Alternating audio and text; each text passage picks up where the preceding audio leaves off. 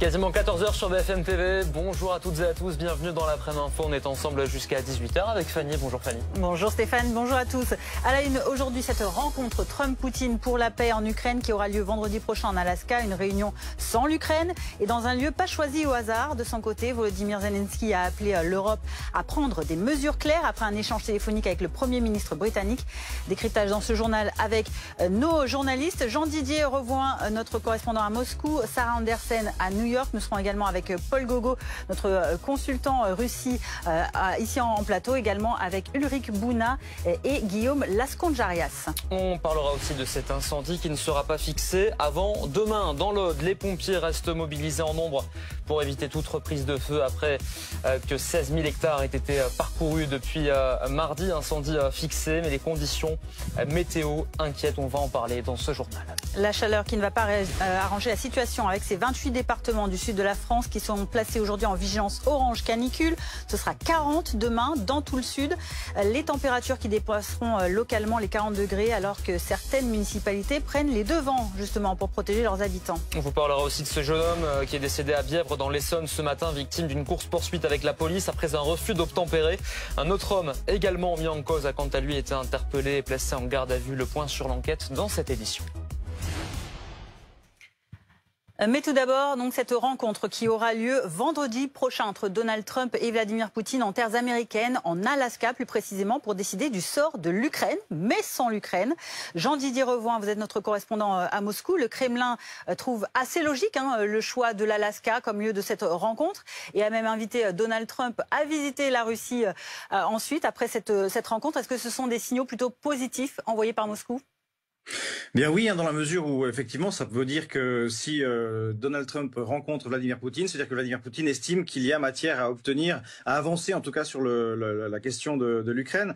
La question qui se pose, c'est que, on l'a dit, Donald Trump a parlé d'échanges de territoires qui seraient bénéficiaires pour les deux parties, alors que du côté de Moscou, eh bien on tempère, on est beaucoup moins enthousiaste. Le conseiller de Vladimir Poutine, Yuri Ushakov, a notamment parlé du fait que les prochains jours seraient consacrés à l'élaboration des détails de la rencontre, et tout en précisant bien que c'était un processus difficile. On sait que la résolution de la crise ukrainienne pose problème. Les Ukrainiens et leurs alliés occidentaux voudraient avoir un cessez-le-feu immédiat pour ensuite négocier une paix. La position russe est à l'opposé complet, dans la mesure où les Russes souhaitent commencer à négocier pour trouver une paix durable. La question est dans quelle mesure est-ce que Vladimir Poutine et Donald Trump vont parvenir à se mettre d'accord la semaine prochaine en Alaska. Pour l'instant, il est trop tôt pour le dire. On ne connaît pas les détails précis, si ce n'est que le conseiller de Vladimir Poutine, Yuri Ushakov, a fait savoir que il expliquait hier que les deux hommes parleraient de sécurité mondiale, de traités sur les armes nucléaires et également des relations bilatérales, ce qui veut dire que Moscou semble avoir reçu des gages qu'une solution laisse négocier dans un cadre plus large qui dépasse en fait le simple cadre du conflit ukrainien.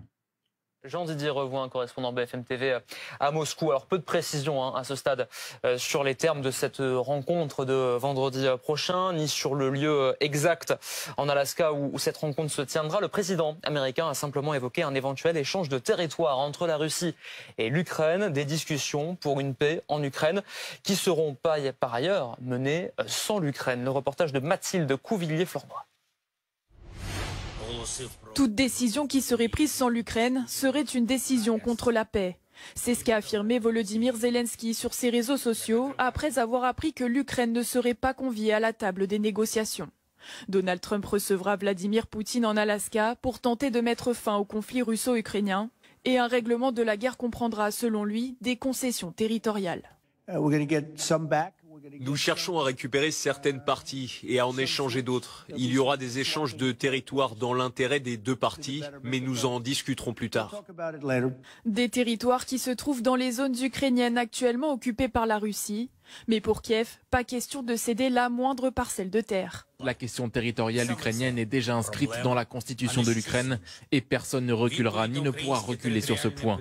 Les Ukrainiens ne céderont pas leur terre à l'occupant. Des positions entre Moscou et Kiev irréconciliables. Et cette rencontre se fera sans présence européenne, au risque de se voir imposer une décision et de n'avoir aucune marge de négociation. Si les deux tombent d'accord, il sera difficile et pour les Européens et pour l'Ukraine d'affronter à la fois les Russes et les Américains. C'est un problème de rapport de force. Le 15 août prochain, ce sera la première fois depuis près de 10 ans que le président russe se rendra sur le territoire américain. Et je vous présente notre plateau, nos invités pour en parler aujourd'hui. Bonjour Guillaume Lascanjaras, vous êtes historien militaire, professeur à la Sorbonne Université.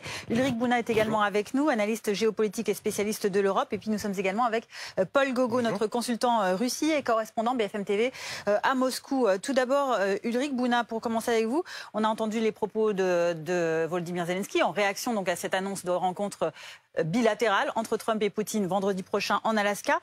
Dernièrement, Volodymyr Zelensky a appelé le Premier ministre britannique, Keir Starmer, et il lui a demandé des mesures claires à définir de la part de l'Europe. Est-ce que le président ukrainien, il refuse en quelque sorte que le sort de son pays soit joué entre des mains américaines et russes sans lui ? Ah bah oui, complètement, et ça peut se comprendre pour le coup.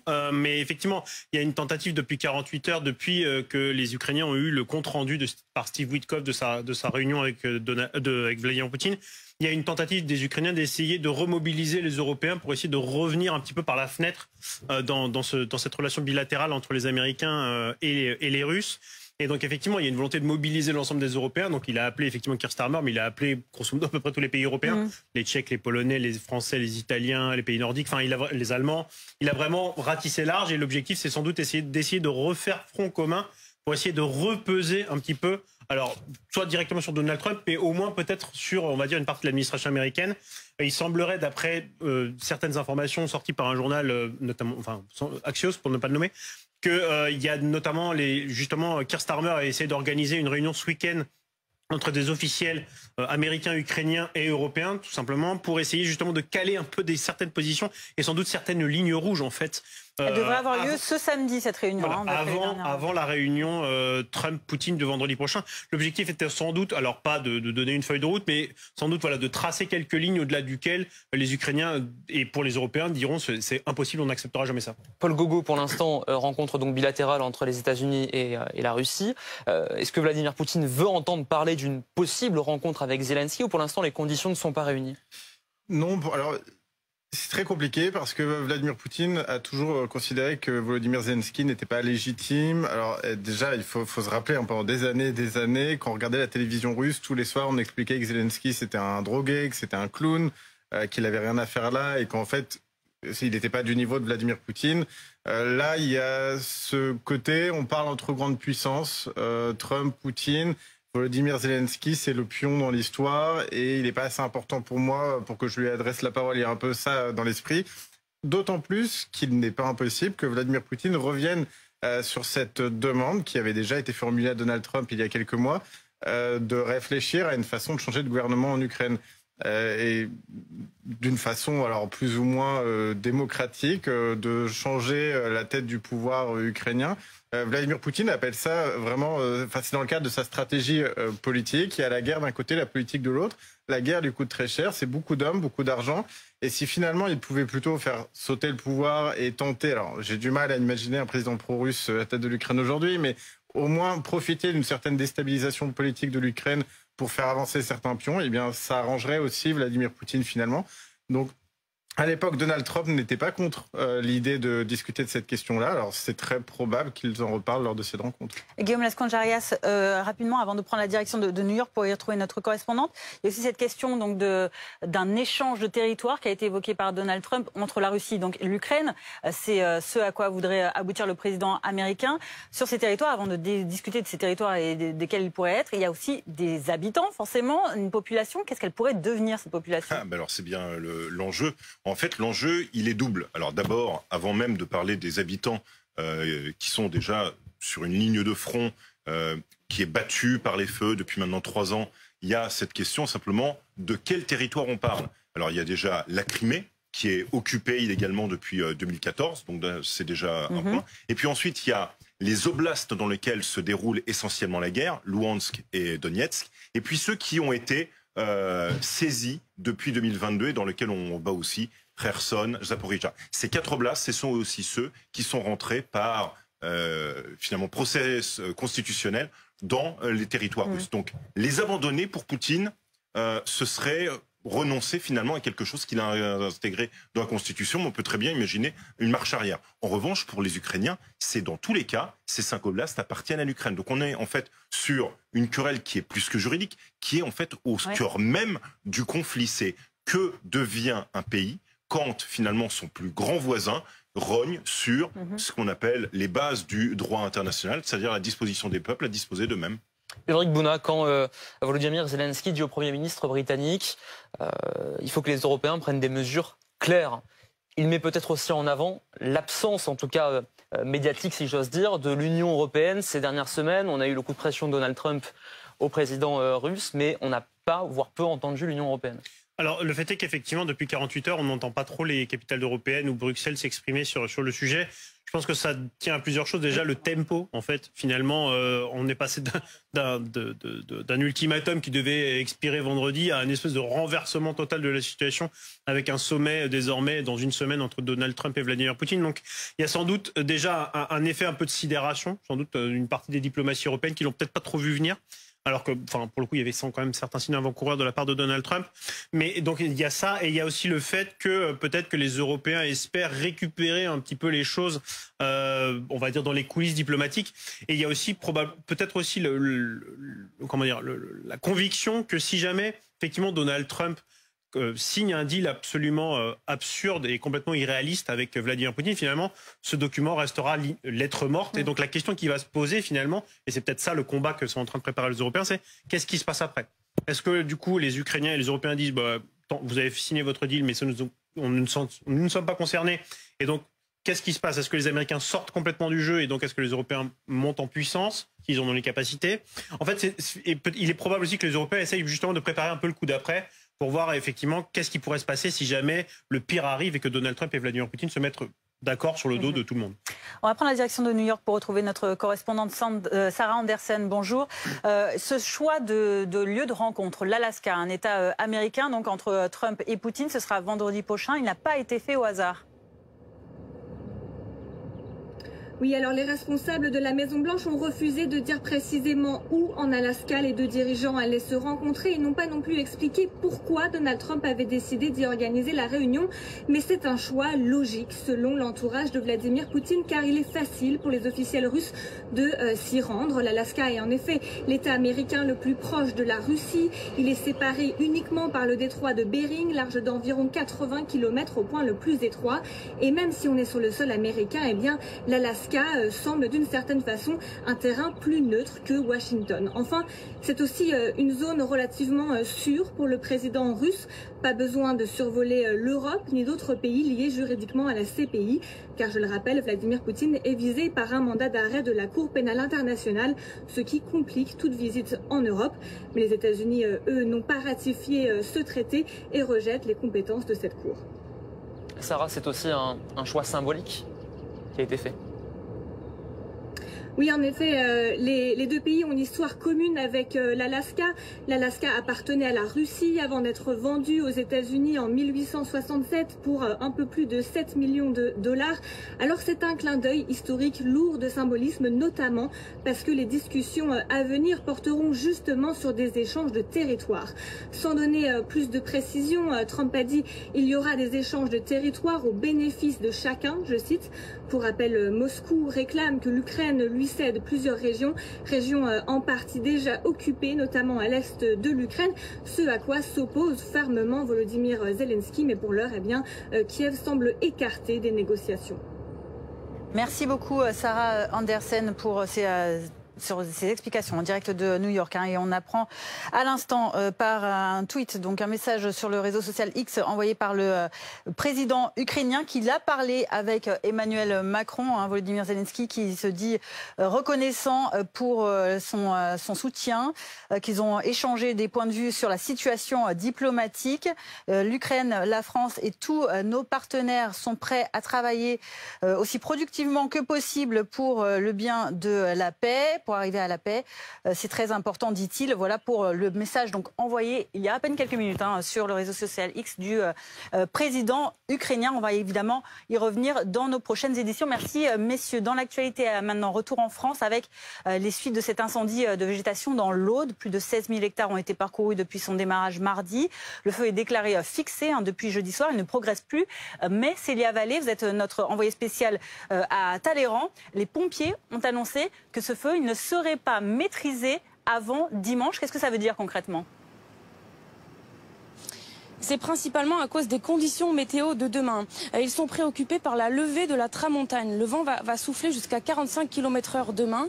Et si vous ajoutez ça à la chaleur, il va faire jusqu'à 39 degrés demain, ainsi qu'au taux d'humidité qui va être très bas, eh bien on se retrouve dans les mêmes conditions météo que le premier jour du départ de l'incendie. Voilà pourquoi elles sont sûres que cet incendie ne passera pas au statut de maîtrisé demain. Aujourd'hui, on est dans ce qu'ils appellent une journée de transition thermique. Ça veut dire qu'ils vont profiter de cette journée pour organiser le dispositif de demain avec des pompiers qui seront sur une zone plus élargie et qui seront mobilisés de manière très importante pour éventuellement, et c'est évidemment l'objectif, ne pas voir d'évolution de ce feu qui, on le rappelle, est désormais fixé. La canicule, elle continue la semaine prochaine. Les pompiers ils rentrent dans un temps long, un temps de veille, un temps de surveillance sur, on le rappelle, 90 km de lisière qui peuvent se réactiver à tout moment.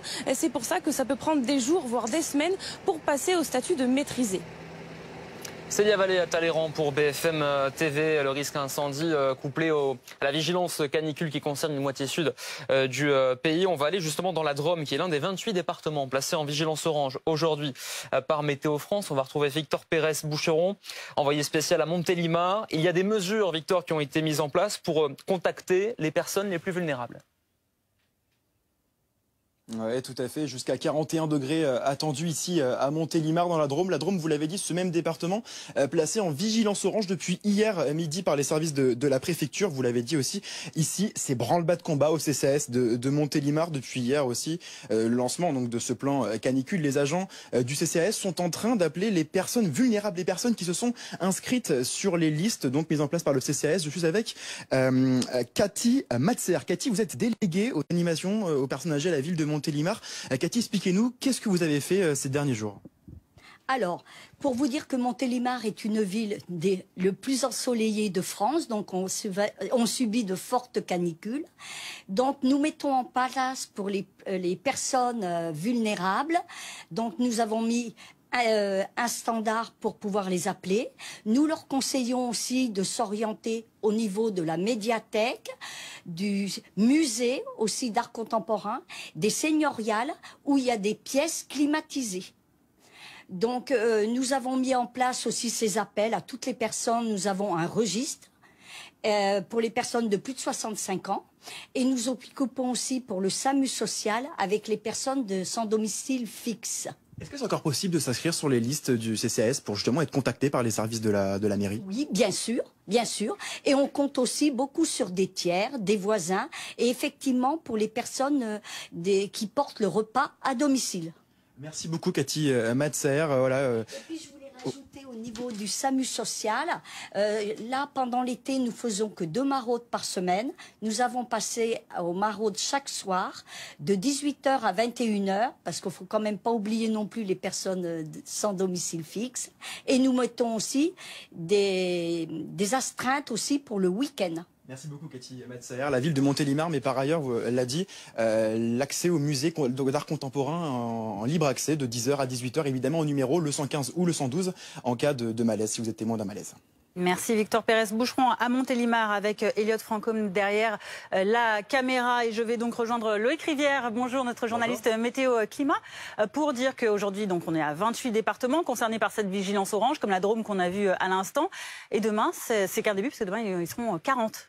Exactement, je vais vous le montrer sur cette image. Simplement, la télécommande a l'air d'avoir des ratés. Ah, c'est la chaleur, vous voyez, qui a tendance... Les problèmes techniques, c'est le direct. ...à la perturber. Voilà, on devrait y arriver. Vous allez voir la masse d'air qui rougit petit à petit.